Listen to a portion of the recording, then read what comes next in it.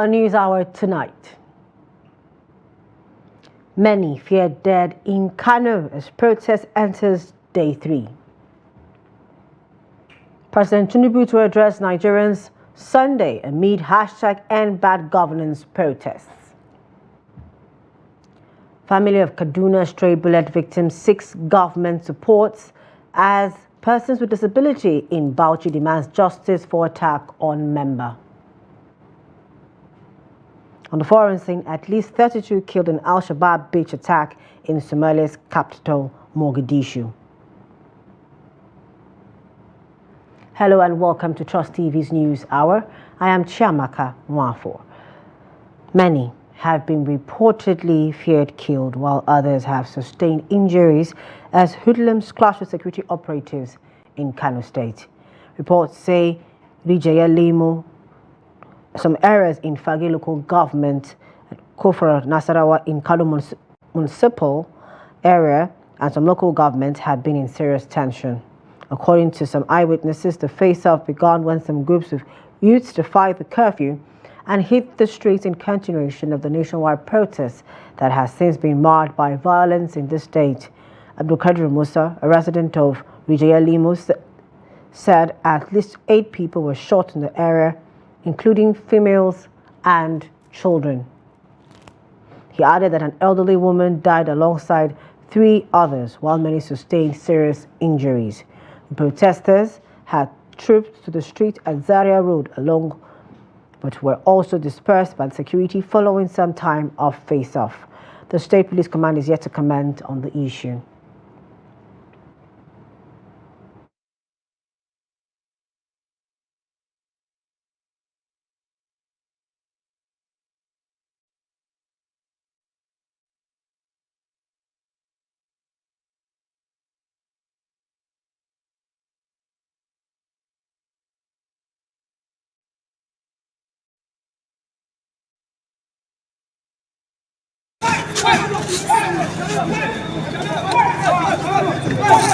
Babu amfani wannan abu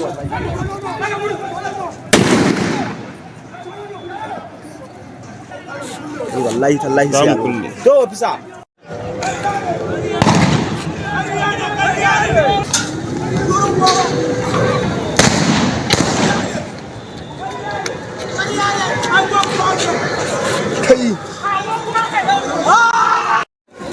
Yawa abin da ke faruwa a rijiyar lemu kenan yara kuma ga abin da ya faru nan. Inna lillahi wa inna ilaihi raji'un. Abin da ke faruwa nan.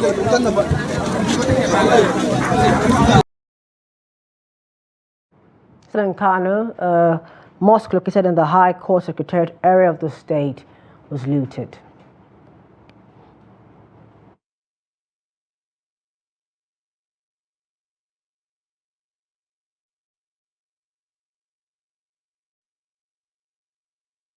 nan da kuke gani masallaci ne, masallaci ɗakin Allah.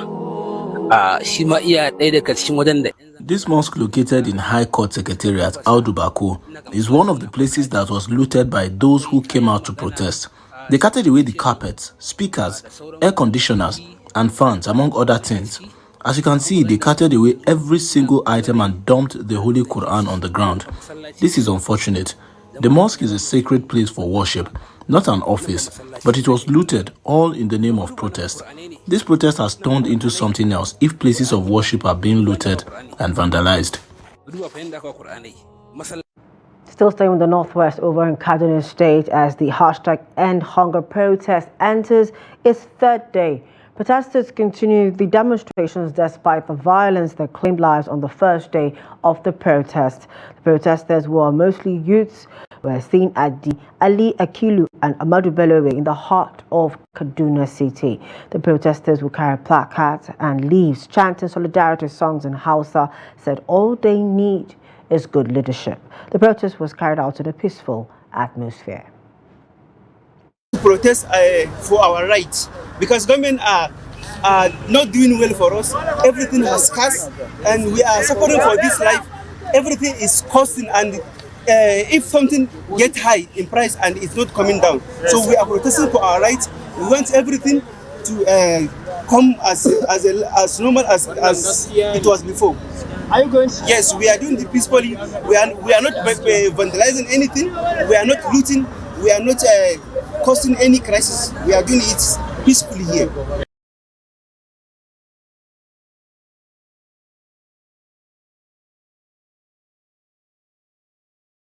We come to the North Central, starting with the Federal Capital Territory, where police operatives on Saturday shot at protesters and journalists, covering the third day of the ongoing nationwide hunger protest in Abuja. Trust TV's Dorcas Yakubu reports that while the momentum is dwindling in some states, the case is not the same in the FCT, as the protest seems to be gathering more steam. Here's her report.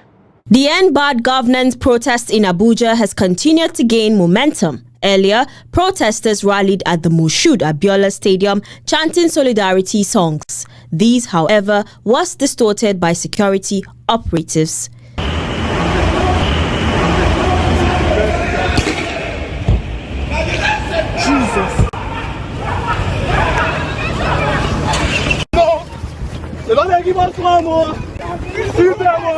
Security officials of the state shot rounds of live ammunition and tear gas to disperse protesters and journalists covering the ongoing protest in the Moshood Abiola Stadium, the designated place for the protest. A journalist at the scene narrated his ordeal from a hidden place. Everyone is affected. In the front of Moshood Abiola Stadium, we just found our way into the security post. I am my camera person, and we managed to just escape. It's surprising to see that the police come to around here, despite the fact that this is the venue. Yeah, no one knew the reason. We are just doing our normal business, just like yesterday and the day before yesterday. And then all of a sudden, the police appear from nowhere on open fire on protesters and journalists and everyone. The protesters are actually in front of the stadium gate, and then of course the police came in. We were shooting from the gate. That was why we had the privilege of going into the security post. Yeah, so but the remaining ones that didn't have the privilege of going into the security post actually got dispersed and they find their way. Pallets of the bullets rattled the windscreen of one Sienna vehicle, while 3 bullets pierced the trunk of the car conveying Premium Times correspondents deployed to cover the protest. A protester who spoke to journalists lamented on the acts of security operatives, saying the protesters were unarmed. As of when these protests have been going on, it is the police that have been violent on the harmful protestants. People that were holding just placard. Police have been throwing not just tear gas, live ammunition in the capital territory of Abuja, Nigeria. Who does that? The police have been violent on us. The police have brutalized us. The police have infringed on our fundamental rights. Yes. And we are not going to take this. Yes. And we are saying enough is enough. Enough. Today, the 3rd of August 2024, is the 3rd day of the hashtag End Bad Governance protest that began on the 1st of August 2024. And behind me is the Moshood Abiola Stadium, the venue in which the protest has been restricted to by the court in Abuja. But then currently there are no protesters, and reasons is because they were here earlier but were dispatched by security operatives. But as I said earlier, today is the 3rd day. There's still 7 more days until the end of this hashtag End Bad Governance protest that is slated to last for 10 days. My name is Dorcas Yakubu reporting for Trust Television, Abuja. We go to Plateau State, still in the North Central, as the nationwide hunger protest entered its 3rd day. Protesters in the state have blamed governors of the 36 states as well as the National Assembly for contributing to the hardship citizens are facing through poor leadership. The protesters stated this at the Old Airport Junction venue of the nationwide protest in this state. Adu Musa completes the report.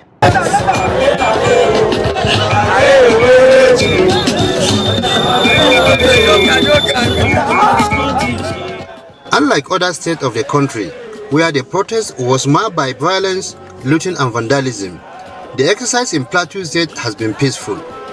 The protesters, while blaming governors and members of National Assembly for not doing enough to cushion the hardship in the country, emphasized the need for all participants to remain law-abiding. Great Nigerian people, great Hausa people, great Igbo people, great Yoruba people, I want to hear, I want to talk. Can somebody shout victory? Honda ya say Yoruba wa? Honda ya say Hausa wa? Honda no Igbo? We are not here because we are jobless. We are here because things must be done right. Our problem is not tinubu, our problem is Nigerian governance. The Senate, the House of Assembly, all of the parastatals. We can't elect them and they are enjoying our suffering. Today, people can no longer go to school. Yeah. Today, people can no longer farm because the fertilizer is too much. The amount is too much. Farmers cannot even buy it. Yes. Even if you buy fertilizer, you cannot go to farm because there is insecurity. Their children are abroad. They divide us to rule us. They make the pastors. They bribe our pastors, they bribe our imams, they bribe our sheikhs, so that they will keep quiet, they keep oppressing us. The protesters also blame religious leaders for contributing to the poor leadership in the country by not calling out elected representatives and speaking truth to power. Akwai leaders da suka yi tunani idan mun zo nan da a yi rikici saboda su suka sa mana rikicin addini. In Allah ya da rikicin.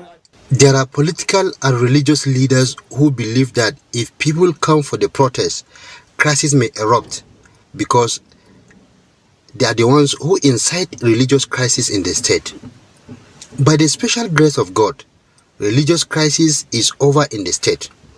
We will not listen to any pastor or imam directing us to elect a particular leader. That is over. We will henceforward vote for the right candidate. We are standing here as Nigerians. We are not standing here as Muslims or Christians. We are standing here because there is hunger in our land. We can't be in Nigeria and remain quiet where 10% of our citizens are enjoying and 99%, 90% are suffering. We won't be quiet in a country where the elites are downcasting us and degrading us to nothing. We won't be quiet in a country whereby there is no food, there is hunger. The former Minister of Youth and Sport and one of the organizers of the protest explains why the ongoing protest is peaceful in the state. People have been asking for what is the magic of the success of the protest of this Plateau protest. The magic is that the leaders, two leaders, decided to sacrifice their time to identify with the youth. We understood their language. We understood the problem. And so we are here to provide them with leadership, with guidance, so that they can conduct themselves and express themselves. Any person whom you stifle from expression of his mind is likely going to react violently. Security operatives, including the police, Operation Safe Haven, as well as other security agencies, have commended the protesters for conducting themselves peacefully in the state. Ado Musa, Trust TV News, Jos. From the North Central, we move to the Northeast in Gombe. 2 days after the hunger protest turned violent in the state, traders have reopened their shops. Thursday's protest, which resulted in the destruction of public and private properties, forced businesses to shut down as people remained indoors. Trust TV's Hassan Kohli, who monitored the situation in the Gombe metropolis, filed in this report. Activities have normalized in Gombe, with traders reopening shops and people continuing with their daily routines. Without traces of vandalized structures and the presence of security operatives in strategic places, one will not think anything unusual had happened.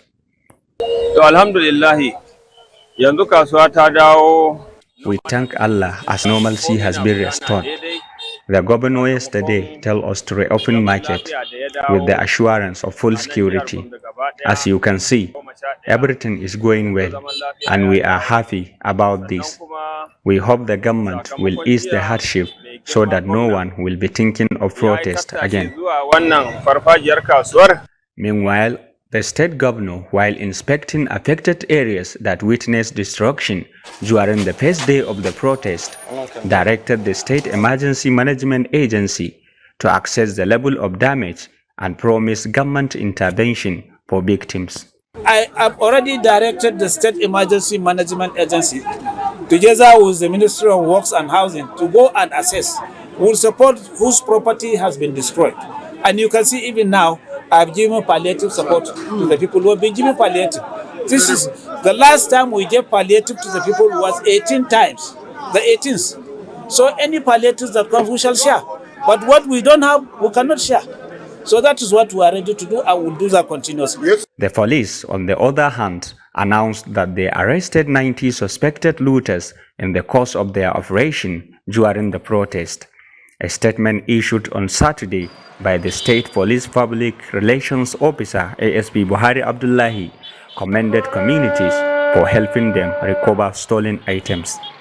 From Gombe, Hassan Koli reporting for Trust TV.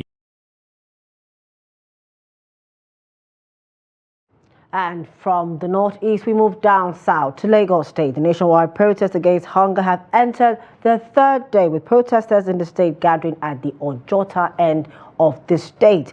While only a handful of them were around in the early hours of the day, the number, however, increased with time. They had placards with different inscriptions to show up momentum for their demands, which included the reversal of the fuel subsidy removal, among others. The protesters, who chanted different songs, lamented the insensitivity of the government to the plight of the ordinary Nigerians, especially in the wake of the devaluation, which has seen the value of the naira slump to a historic low.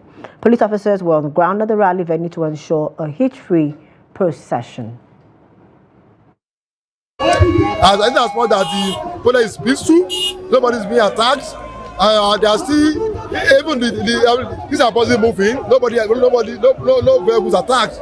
Boys are moving.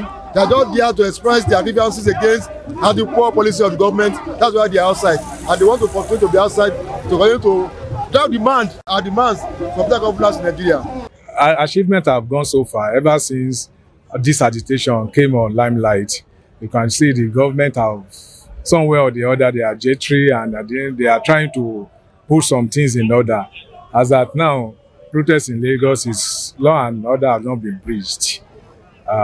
Everywhere is calm. This is a peaceful protest that we emphasize for. It's still peaceful. Tuber of yam costs close to 10,000 naira. Help us to reduce food inflation, reduce general inflation, reduce unemployment, reverse electricity bill, by electricity tariff back to the normal price. We just suddenly wake up and we see all sorts of band, 200 naira, 300 naira for different tariff. Reverse it. You cannot start telling protesters how they should show their anger to the government. It means you are still trying to cage us. You don't want that freedom for us. Even our president had protested in the past. There was no one actually told him that this is where you should go, this is where you should not go. So this should not be happening. In Osun State, as a nationwide hunger protest enters its third day, residents have lamented that the protest has adversely affected their businesses despite the peaceful nature of the exercise. Though the protesters conducted themselves in an orderly manner, businesses did not open because of fear of attacks and looting, as reported in some states of the Federation. Hamidu Ewade completes the report. On the third day, the protesters in Osun State again converged at the Freedom Park, moved to Okefia, Dada Estate, Awosuru area, and came down to Olaiya intersection. Security operatives, including men of the Nigerian Police Force, Nigerian Security and Civil Defense Corps, and the Department of Secret Services, accompanied the protesters all through the march to maintain law and order. However, residents said the protest paralyzed their businesses. Well, it is a very good thing that this is day 3 And since it's the right of the citizens to protest when they are not really happy with a kind of policy, and this has given room for this. And we're happy that the first day was peaceful, the second day was peaceful, today has been peaceful. We are going to maintain the peaceful atmosphere. So this is the day 3, and day 4 is going to be peaceful, day 5 will be peaceful, to the end of the protest, everything is going to be peaceful. I think this is the only ways Nigerians can show their grievances so far, because men looking at it, town is not smiling at all. So this is is our constitutional right to protest against any bad governance. Maybe there's any bad things that's happening in the country. So as far as we have started this protest, we will surely achieve our aims. Some of the residents said the protest paralyzed their business activities and affected the means of livelihood of many. The protest is peaceful in Osun State here, but it has crippled a lot of business. Customers are not coming out. A lot of people are not coming out. Transport is very scarce. Public transport is very scarce, and buying and selling is reduced to minimum level. Well, as you can see, particularly the first day, which is Thursday, as well as Friday, hardly could people come out to open their businesses or display their wares. Even when people come out, they don't open shops, they don't display what they are selling. Out of the fear of the EndSARS saga, nobody wants to run at the loss. So businesses were crippled totally. The protesters dispersed around 3 p.m. and vowed to continue the protest on Sunday. Amid Oyegbade, Trust TV News, Osogbo. President Bola Tinubu will on Sunday, August 4, address the nation via a broadcast at 7 a.m.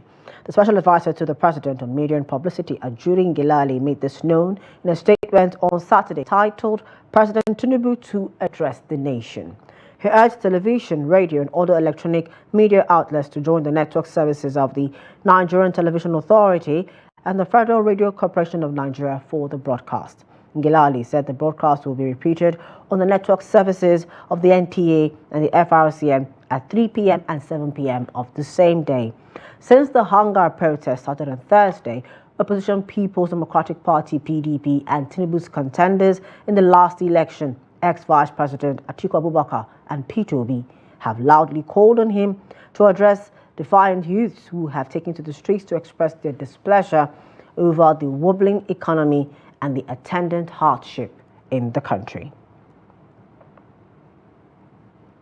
The police on Saturday said the policeman who was reportedly murdered on the first day of the #EndBadGovernance nationwide protest has miraculously survived. 9 police officers sustained various degrees of injuries during attacks by protesters. One of them, who was initially reported dead, miraculously survived but remains in critical condition, according to Force spokesman Muyiwa Adejobi in a statement on Saturday. Adejobi also said a total of 618 suspects have been arrested so far for various violent crimes during the protest. The suspects were arrested in Abuja, Gombe, Jigawa, Kaduna, Kano, Katsina, Nasarawa, and Sokoto states. At a briefing on Thursday, the Inspector General of Police IGP Kayode Egbetoko has said a policeman was murdered while on duty during the #EndBadGovernance nationwide protest. He had lamented that events in major cities on Thursday were mass uprising and looting, not protests. Activist DJ Adeojun had on the same day challenged the IGP to name the policeman he claimed was killed, insisting that it was not true that a cop was killed. Now, the leadership of the organized labor on Saturday warned the Nigerian police force and other security forces to stop what it described as massacre of protesters carrying out nationwide demonstrations against hunger in the land. It also called on President Tinubu to solve the present crisis in the country and address the demands of protesting Nigerians, while also demanding that he should call the operatives to order. President of Nigeria Labour Congress, Joe Ajaero, said that the clearest path to a lasting solution is for the government to sit down with leaders of the protest and negotiate in good faith, insisting that threats by police and the military would not solve anything. Ajaero, who also questioned the professionalism of the police high command and its officers, said the police, as the lead security agency in managing internal security, have questions to answer as regards the death of innocent protesters across the nation.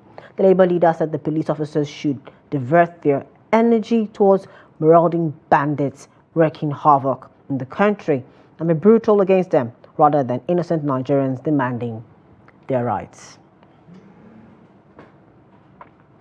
This is a news hour on Trust TV. Still to come. Family of Kaduna stray bullet victims seeks government support as persons with disability in Bauchi demands justice for attack on member. This story is a more when we return. Please do stay with us. Welcome back. Thanks for staying with us. Now a recap of our top stories.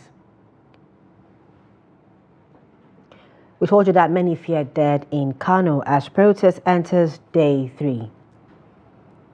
We also informed you of President Tinubu's address to Nigerians on Sunday amid end bad governance protests. Now, earlier we reported about many had been reportedly feared killed while others have sustained injuries as hoodlums clashed with security operatives in Kano. Reports say that Wijia Limo, Krona to Bachirawa areas in Fage local government, Kurfa Nasarawa in Kano municipal and Ungawa Uku area of Torouni local government have been in serious tension. Now, according to some eyewitnesses, the face-off began when some group of youths defied the curfew and hit the streets in continuation of the process. Now, one of those eyewitnesses, a resident in the area, Zaradin Yakubu, is joining us to give us an update. Good evening, Zaradin. Hello, good evening. Thank you for joining us on Trust TV's News Hour tonight. Thank you for having me this night. So, I understand that you're a resident of the area. Can you give us, an account of what actually happened in your area today? Yeah, actually what happened, it started in the morning when, although there is curfew in the town due to some violence that erupted during the first day of the protest, but still some youths are coming out to protest on streets. And it happened today as they were coming out on the major popular Katsina Road, which comprises Dala, Ungogo, and Pagi local government area.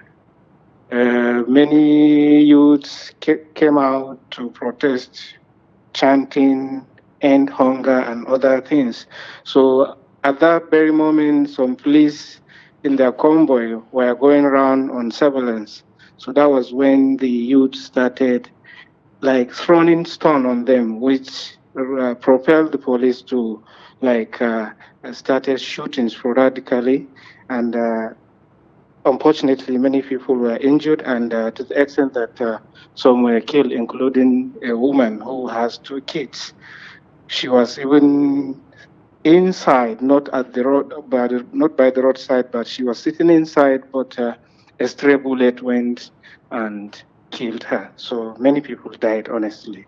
Okay, we keep saying many people. So far, has there been any kind of official report from the government in your state telling how many people were actually casualties of this incident today? Honestly, there is no any figure from the government, but eyewitnesses have given different figures. As I told you, the place comprises about 3 local government areas, so it is a very large place. And the shootings happen at 2 different places. One is at Kurna area, that's where I am, and the second is at Rijal area. At Kurna area, where I reside, there are about 3 people that were reported to have been dead. And even me, I witnessed 2 corpses that were kept by the roadside. And I saw about 4 people that were injured, currently at hospital receiving treatment. They were all shot by the police. But in Rijal area, that's where that woman was killed by stray bullet. It is said that about 7 to 8 people were also confirmed dead there, courtesy of the shooting by the police. All right, thank you so much, Zaradin Yakubu, for that eyewitness account of what took place in Kano today. Please do stay safe. Thank you very much. That was Zaradin Yakubu from Kano, was giving us an update on the situation where many are feared killed during a police shootout with Kano residents. Now let's move over to Borno State, where Governor Babagana Zulum has commiserated with hospitalized victims of the Kawuri blast that killed 20 people, as well as those injured during the hunger protest in Maiduguri. He was speaking at the specialist hospital in Maiduguri with government officials who were on a sympathy visit to the victims. Trust TV's Bitrus Kuruti has more.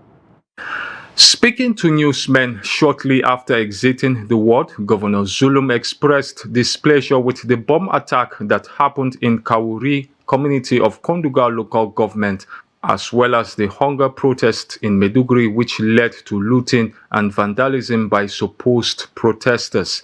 He said the state government will utilize urea fertilizers for security purposes. As the security situation improves, we decided to use urea fertilizers. I cannot judge by now, but I think we shall discuss with the researcher with a view to determining the potentials of urea in making explosives.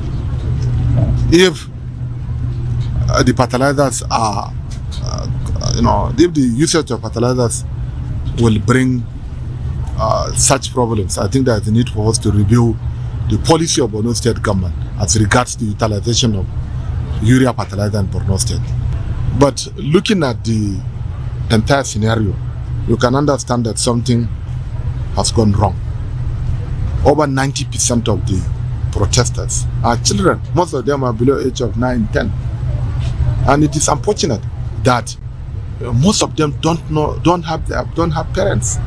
Meanwhile, the governor in a Saturday morning state broadcast condemned the killings and injuries of Kawuri community bomb explosions and other attacks carried out by Boko Haram terrorists and ISWAP, while condemning the destruction, looting and vandalization of properties. Zulum frowned at the use of children during violent demonstrations, warning that any further protest laced with the intention of committing criminal offenses will be severely dealt with. The governor suspended the curfew, advising residents to resume their legitimate activities, assuring of his commitment to cushion the effects of economic hardships and hunger crisis. A 6-year-old child carrying a black cat is amazing. It must have been directed by someone. Most of those children are not from Borno State. While you are not discouraging the Almajiri education, children must, however, have their teachers, parents or guardians looking after them. A situation where thousands of children living in Maiduguri without care from anyone in the name of Almajiri must be looked into. I wish to equally express my sympathy to all the innocent people who were affected by Thursday's so-called protests marred with violence, vandalism and looting of properties. The government of Borno State will not relent in its efforts to ensure peace and prosperity in all parts of the state. Implemented various measures to ease hardships and foster development in our communities, from improving infrastructure to investing in education and healthcare, pouring on local scholarships, worth millions have been awarded. Fellow citizens, we are dedicated to creating a better quality of life for all citizens of Borno State. The governor added that he has taken note of the agitations of the protesters, assuring that the state government will partner with the federal government and other stakeholders to alleviate the sufferings of the people. Bitrus Kuruti, Trust TV News, Maiduguri. You go to Adamawa State, where its governor, Amadu Fintiri, has commended the people, especially youths in the state, for conducting themselves peacefully during the ongoing hunger protest in the country. The protest, which commenced nationwide on August 1 as proposed by the organizers of the protest, would end on August 10. Gibson Soadigo has more. The hunger protest remains peaceful in Yola, the state capital of Adamawa. Protesters are still enjoying the company of security personnel deployed to ensure the protest is carried out within the ambit of the law. Adamawa state government representatives visit all the protest scenes in solidarity with protesters. Leaders of the protest appeal to the federal government to bring back fuel subsidy and address the current hunger.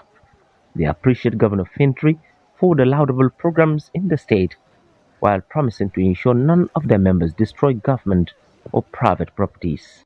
By the advent of this removal of fuel subsidy, please, we are begging all the relevant authorities, which we believe that you people are extensions of those people. You are going to meet them and tell them that this is the plight of Nigerians. We are dying. Insecurity also has been the order of the day. We cannot go back to our farmlands to farm anymore.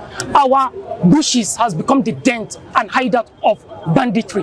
Please, we need security in this country. We are dying. We cannot sleep with our two eyes closed. We know what we faced during Boko Haram. We know how the trauma we faced. Please, sir, we are begging you, please do the needful. Addressing the protesters, Governor Fintri, through his SSG, commended the youth and other civil society organizations in the state for maintaining decorum during the protest.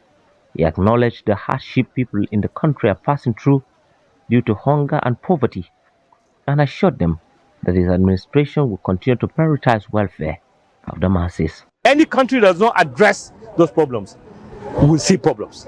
So the governor said, first of all, come and listen to you. He also must articulate his own for here, articulate what you send to Abuja, and also tell the local governments what they should do on their own. But certainly, he's listening, he's watching. It is almost the same problem in the whole country, so it is correct that you are venting it. And I like the leadership you are demonstrating, all of you, that you are leading these young people to a correct, peaceful protest. That is your right. Thank you. Anybody taking advantage other than that is not doing you a favor. Yes. Any destruction is still negating against our own little progress as we have as it is today. The protest is expected to last for 10 days. Gibson So Adugo, Trust TV News, Yola. The Jigawa state government says the curfew imposed on the state is part of a larger set of measures instituted to curb the violence that greeted the hunger protest in the state. The State Commissioner of Police, A.T. Abdullahi, who addressed the press on Saturday, said the state has been grappling with violence and property destruction following the nationwide protest. Here's the report. Commissioner Abdullahi outlined measures taken to mitigate the situation to include the deployment of additional security personnel, engagement with community leaders, and heightened social media monitoring. Despite these efforts, some groups, particularly teenagers, have engaged in destructive activities, leading to significant damage to government properties and disruption of the local economy. The police boss said operatives have so far arrested 212 individuals, with 74 charged to court. He said items recovered from the looters include motorcycles, bicycles, and various goods. Abdullahi emphasized that anyone participating in disruptive activities will face legal consequences. On day one of the protest, some unscrupulous and unpatriotic elements who are bent on destabilizing the polity decided to use and engage teenagers, leading to violence and destruction of public properties, especially palliative shops here in Yelawawa, Shuarin, and Government House in Dutse Metropolitan. The teenagers have shown unruly behavior, refusing to listen to our appeals. They have ignored warning and pleas to desist from violence.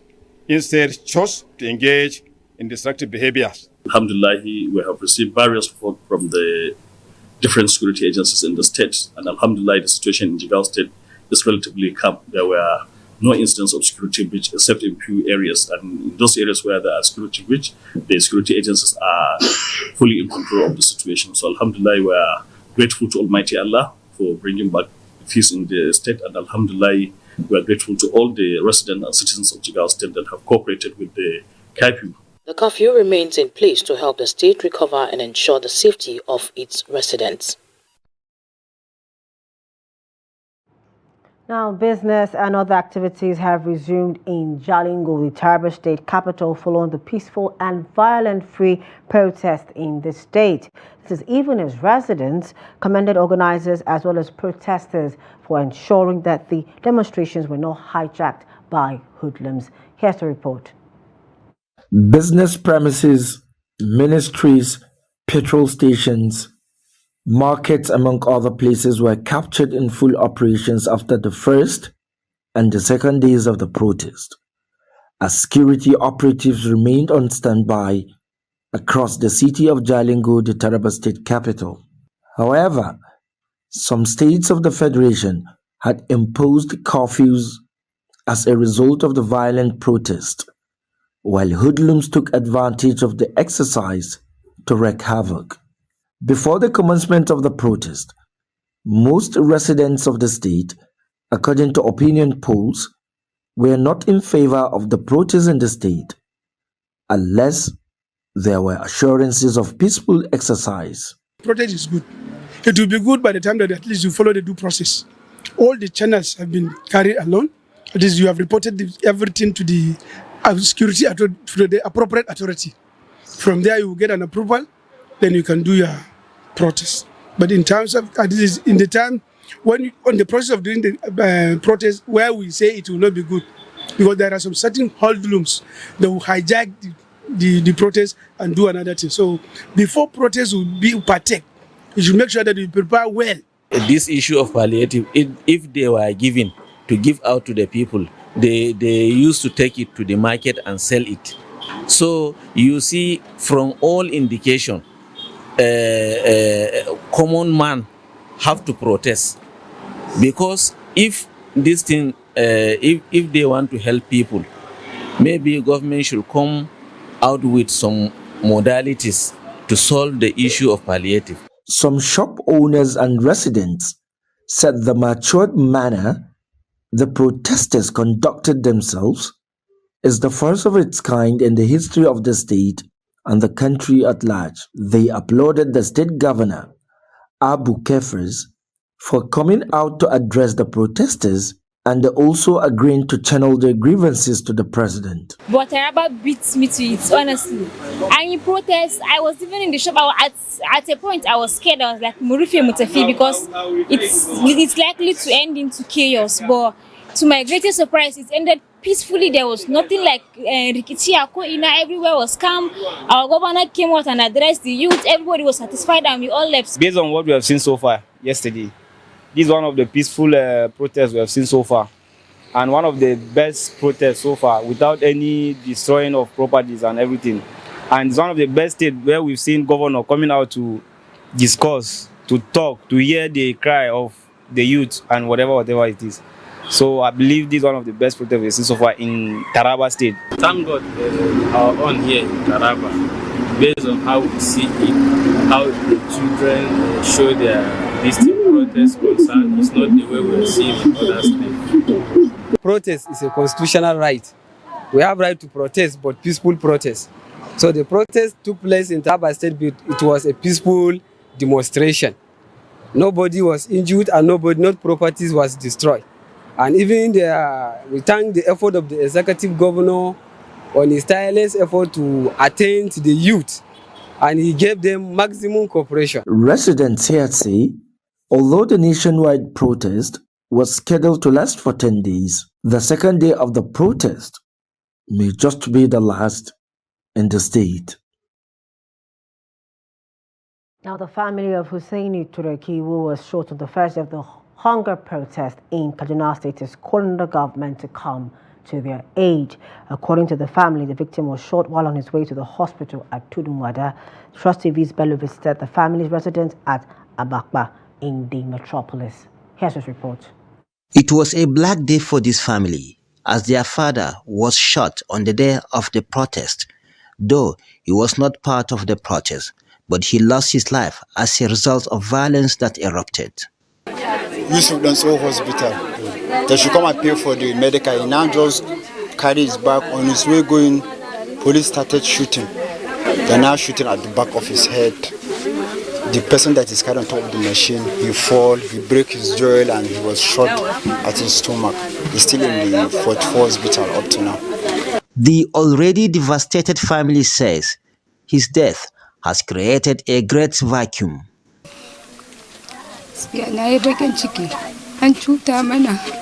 We are in pains and have no one to feed us at this time. He would go out every day and fend for us. He was not part of the protest.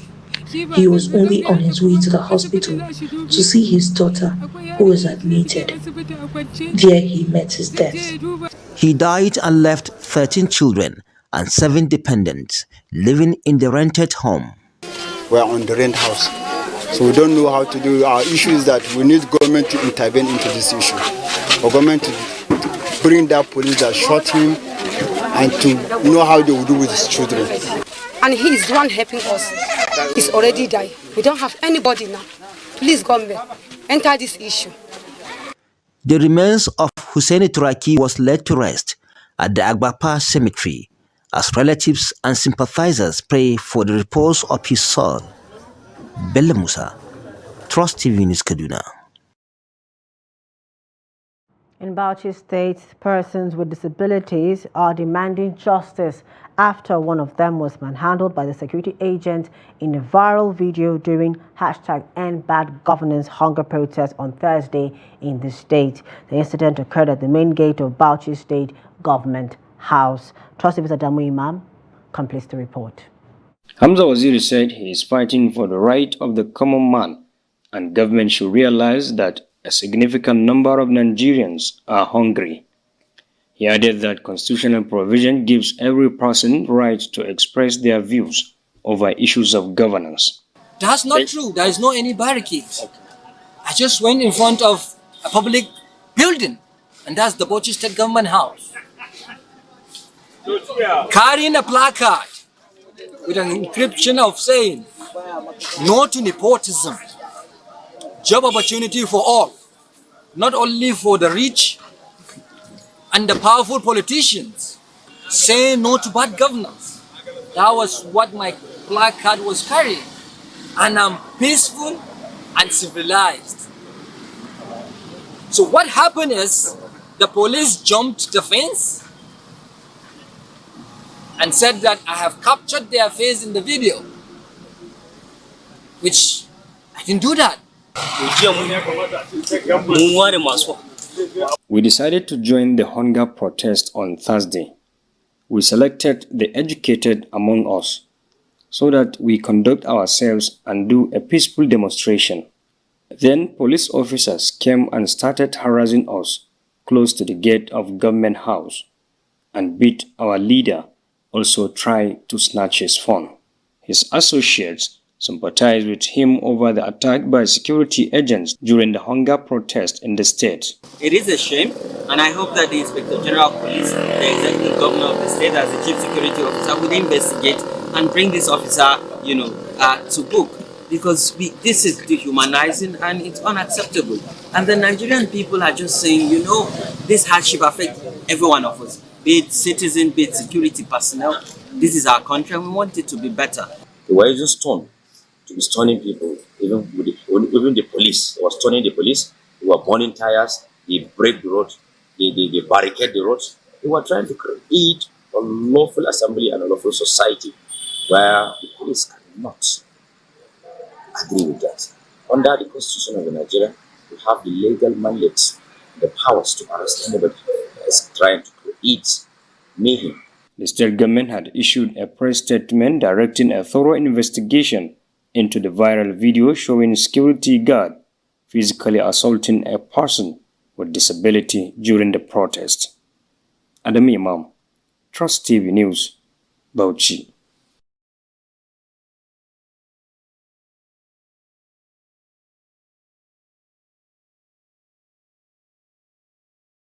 Well, still tuned to News Hour on Trust Television. Still ahead, business, foreign and sports. Do stay with us.